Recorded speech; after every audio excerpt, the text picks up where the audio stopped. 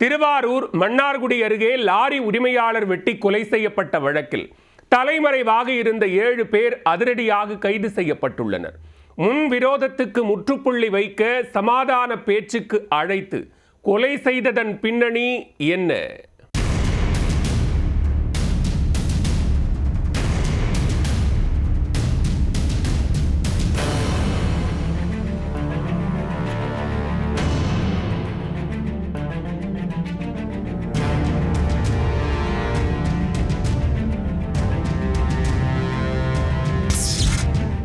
Lorry உரிமையாளரை நடுரோட்டில் வைத்து கொடூரமாக வெட்டி கொலை செய்த குற்றவாளிகளை உடனடியாக கைது செய்ய கோரி உறவினர்கள் 2 நாட்களாக போராட்டத்தில் ஈடுபட்டனர்.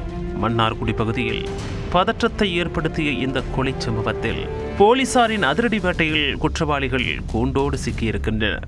நடந்தது என்ன? திருவாரூர் மாவட்டம் மன்னார்குடி அருகே உள்ள அரவத்தூர் கிராமத்தைச் சேர்ந்தவர் சத்தியமூர்த்தி. 40 வயதான சத்தியமூர்த்திக்கு திருமணமாகி மனைவி மற்றும் 2 மகன்கள் மற்றும் ஒரு மகளும் உள்ளனர். சத்தியமூர்த்தி சொந்தமாக லாரி வைத்து தொழில் செய்து வந்துள்ளார்.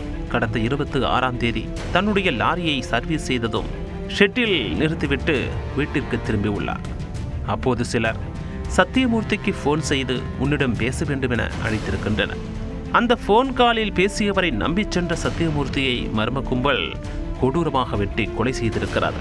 தகவல் அறிந்து சம்பவ இடத்துக்கு சென்ற மன்னார்குடி டிஎஸ்பி மணிவண்ணன் தலைமையிலான போலீசார் தடயங்களை சேகரித்து விசாரணையை தொடங்கினர்.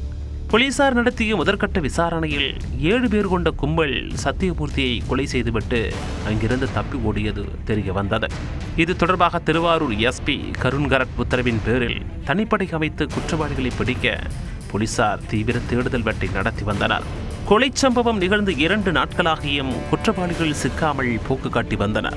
இதனால் குற்றவாளிகளை உடனே கைது செய்ய வலியுறுத்தி சத்தியமூர்த்தியின் உறவினர்கள் மற்றும் கிராம மக்கள் போராட்டத்தில் இறங்கினர்.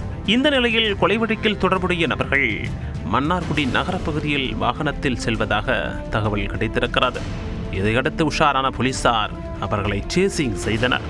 சினிமா பாணியில் சேசிங்கில் இறங்கிய தனிப்படை போலீசார் கோரையாறு பகுதியைச் சேர்ந்த மணிகண்டன், அரசலூரைச் சேர்ந்த அரவிந்த் மற்றும் பிரவீன், லெனின் உட்பட 7 பேரை மடக்கி பிடித்தனர்.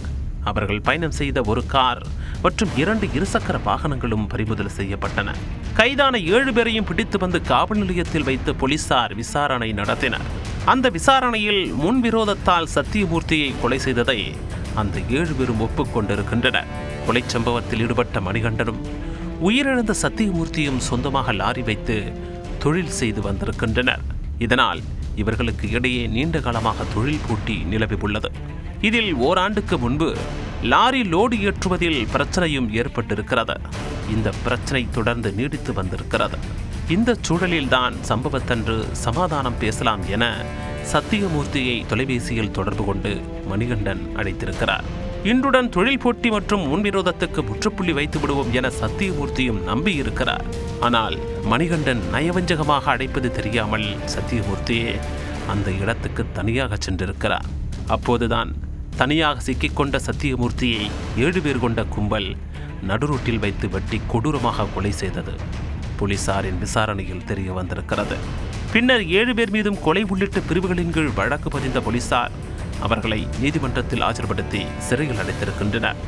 லாரி உரிமையாளர்களுக்கிடையே ஏற்பட்ட தொழில் போட்டி முன்விரோதம் காரணமாக ஒருவர் வெட்டி கொலை செய்யப்பட்டிருக்கும் சம்பவம் மன்னார்குடி பகுதியில் பெரும் சோகத்தையும் பேரதிர்ச்சியையும் ஏற்படுத்தி இருக்கிறது.